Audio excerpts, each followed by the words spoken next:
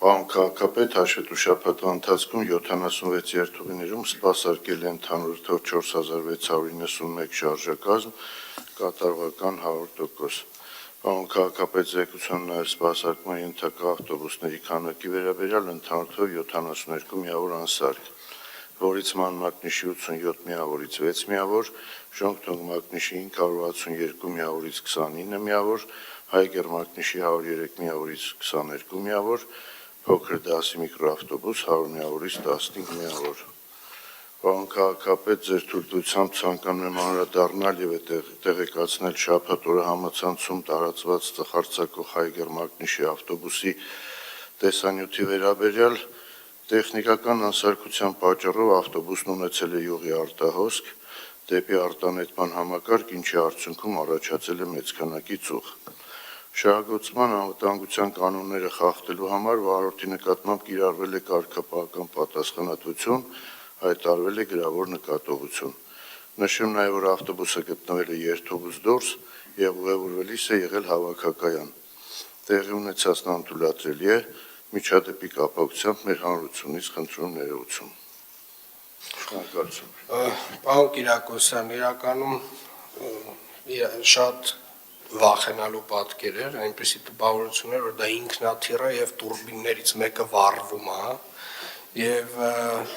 նույնը ինչ նախորդ շաբաթ քննարկում էինք պարոն Կատվալյանի հետ, այսինքն այն ինֆորմացիան, որ այստեղ հնչում է, պետք է տեղայնացվի ձեզ մոտ, այսինքն բոլորը պետք է տեղեկացված լինեն, ինչի մասին ենք մենք խոսում երկուշաբթի օրերը այստեղ։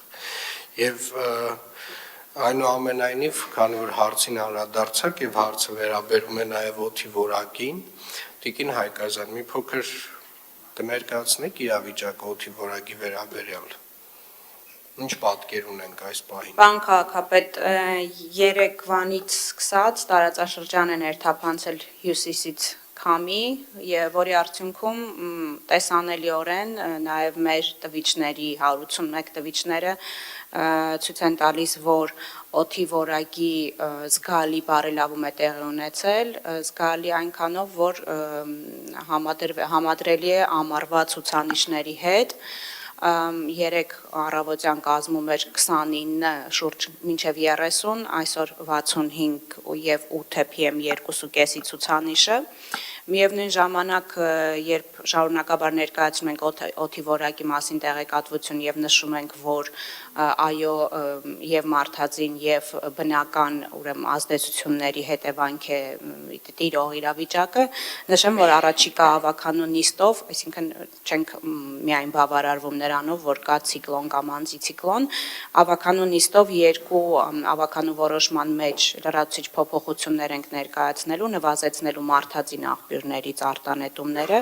մեկը վերաբերելու է ավականու 405N որոշմանը եւ լրացուցիչ սահմանափակումներ են կիրառվելու շինհրապարակների նկատմամբ եւ երկրորդը 48N ավականու որոշման մեջ լրացուցիչ փոփոխություններ են, դա պարտադիր բարեկարգման նորմերն են, որոնք կիրառելի ենք դարձնելու նաեւ հանքավայրերի վերաբերյալ։